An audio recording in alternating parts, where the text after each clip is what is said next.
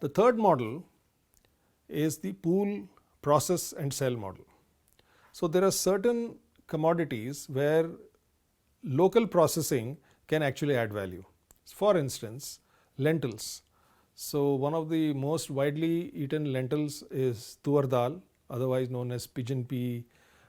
So pigeon pea is a lentil which is called toor dal in the local language, and it is widely used all over India.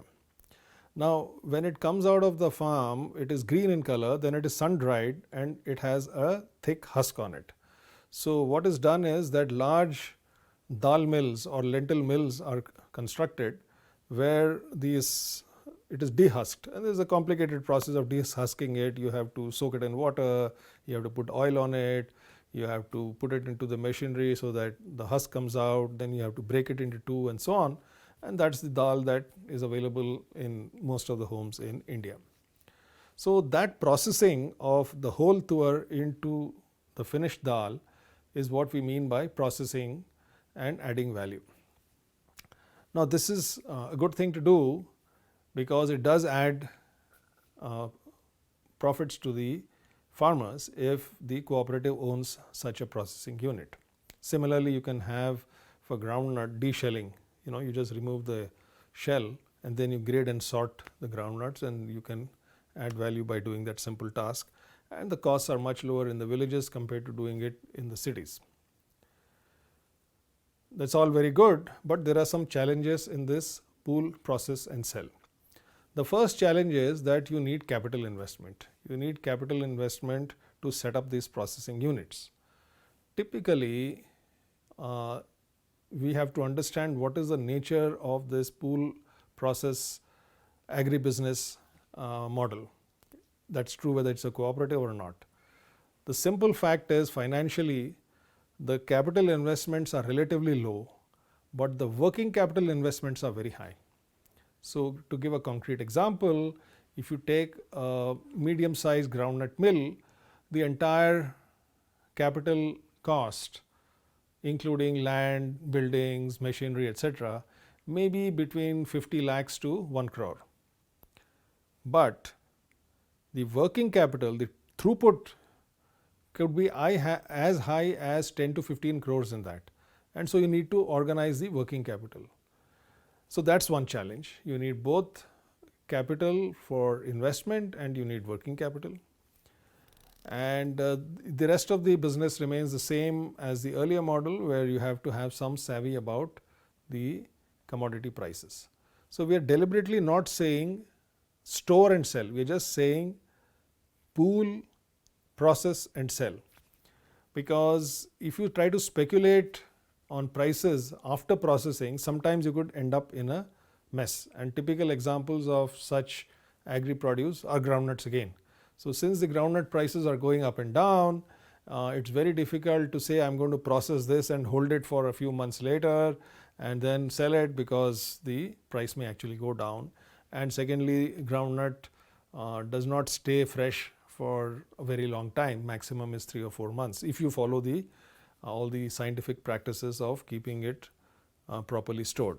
So you have to pool, process and immediately sell, and that's how many of the say groundnut mills are operating in the country. So it has one advantage, that it de-risks price, because it may take a day or two to process it. The prices do not fluctuate that much, and so whatever price you had bought it, you can sell it, the value added, immediately and realize a profit. But there are some challenges. The other challenge is capacity utilization. So if you set up a unit planning for the next 5 years, in the initial years the capacity may not be fully utilized, in which case your fixed costs are much higher compared to the throughput, and you may end up with either very low profits or even losses. But if you are able to manage it at full capacity, then you will make complete profits. You will make good profits. So one way out is to get long-term financing. Now how do you get that long-term financing? The farmers are not going to invest that kind of money and say that you will recover your investment in 5 years. So you may have to go to external agencies, it could be donors, foundations who are willing to give that long-term capital to enable this to take off. The other option is, today food technology has increased considerably, has improved a lot. So, instead of large mills, since we are working in the villages, we could think of smaller processing units. So, there is plenty of manufacturing out there. Initially it is imported from other countries, it could be from Japan or China or the US or Germany or some other country, and now there is a lot of indigenization going on in different parts of the country, where small machines which are able to give the same quality of output as a big mill are available. The capital costs are much smaller.